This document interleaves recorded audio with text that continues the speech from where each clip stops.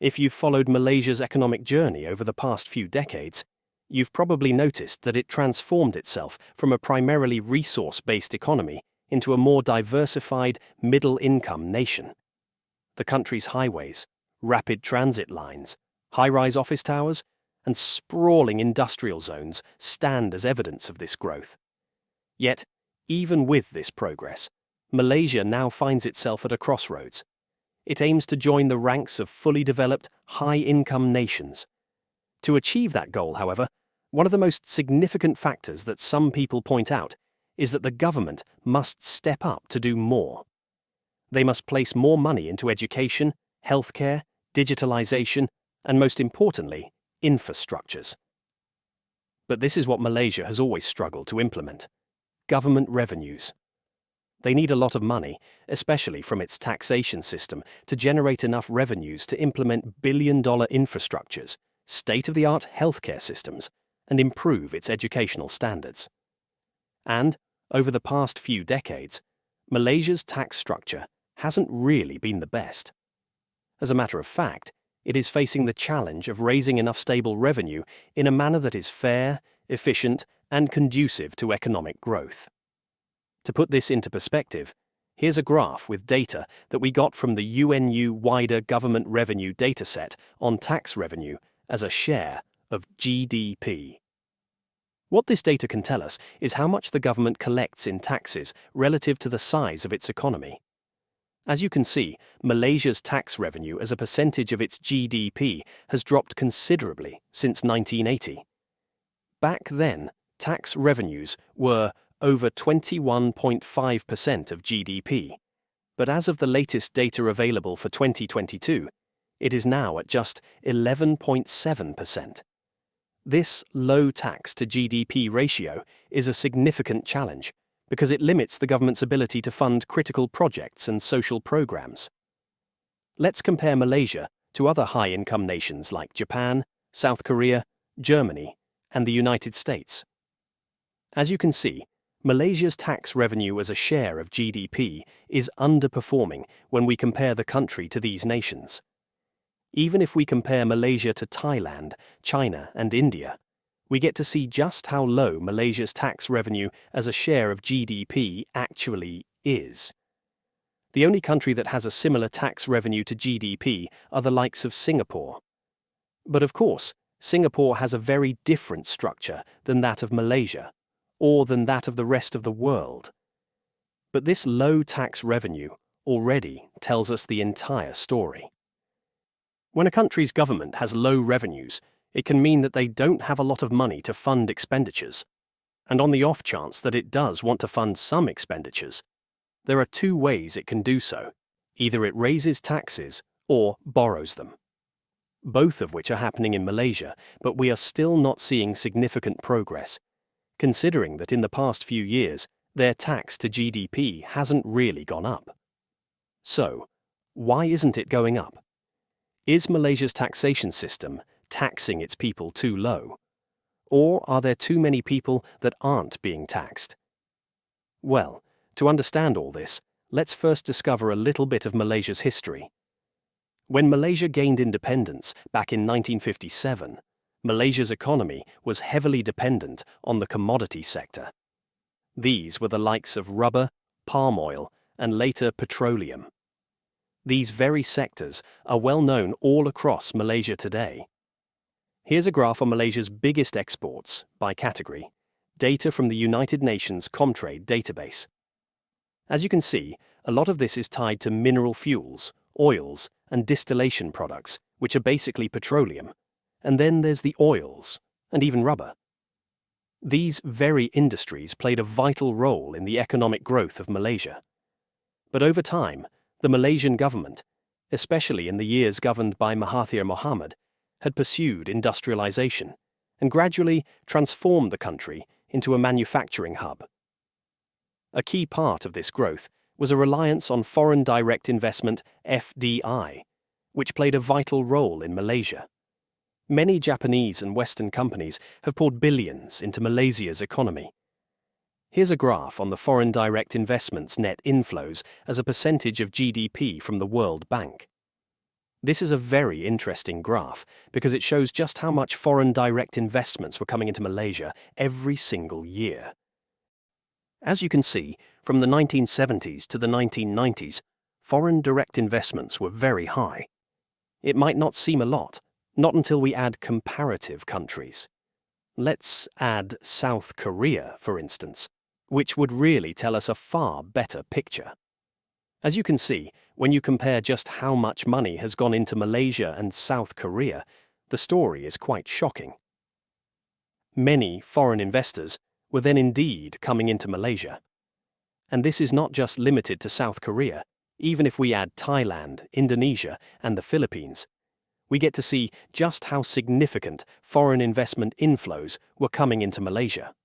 There's a lot of reasons why investors were flocking to Malaysia, but one of these reasons is largely tied to Malaysia's government keeping corporate tax rates moderate and offering tax incentives to industries it wanted to promote. As a matter of fact, corporate tax rates have even dropped since 1997. Here's a graph on Malaysia's corporate tax rates, which, as you can see, went from 30% back in 1997 to just 24% in 2024.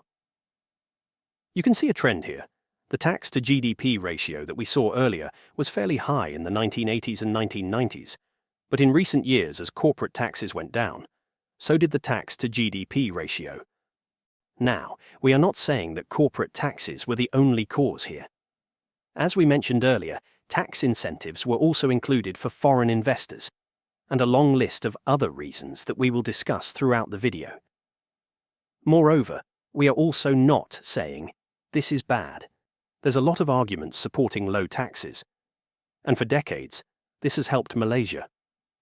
We saw the economic growth of Malaysia from a small economy of just $24 billion in 1980 to over $399 billion by 2023.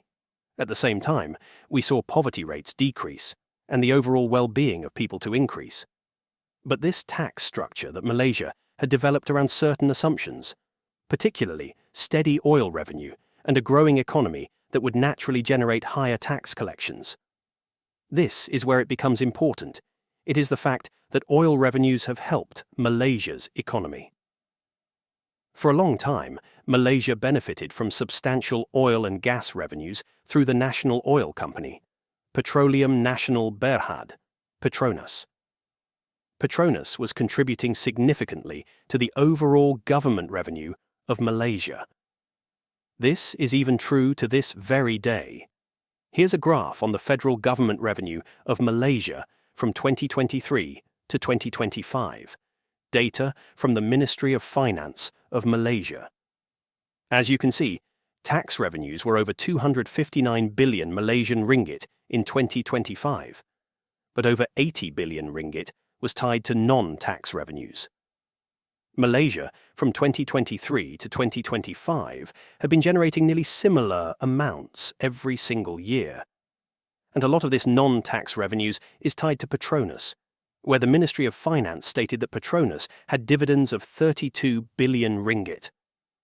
32 billion ringgit might not seem a lot, but it is important to know that there are so many economies out there like Singapore that has little or no natural resources at all.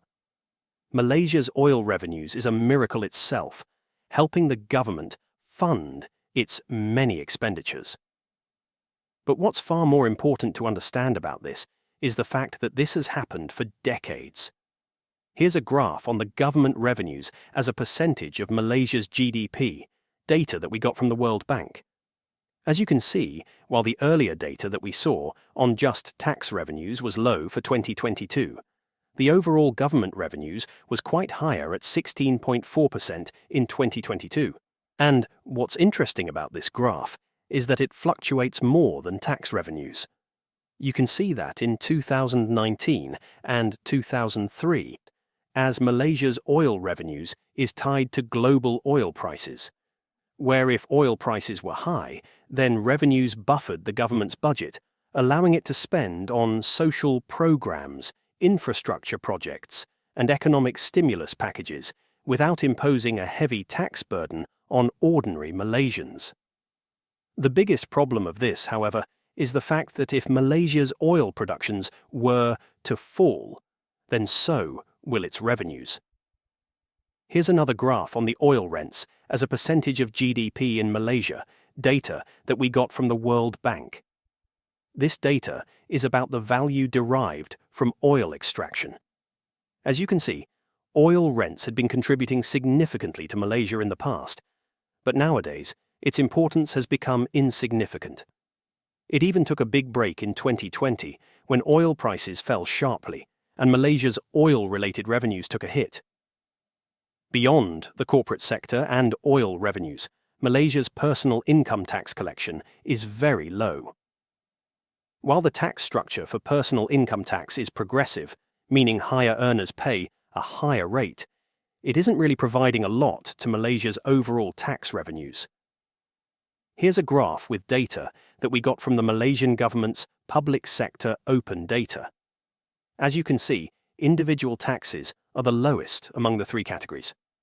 In 2022, individual taxes amounted to only 33.8 billion ringgit, whereas other taxes were 37.8 billion, and corporate taxes were 82.1 billion. In contrast, high-income nations with high tax revenues have better income tax rates.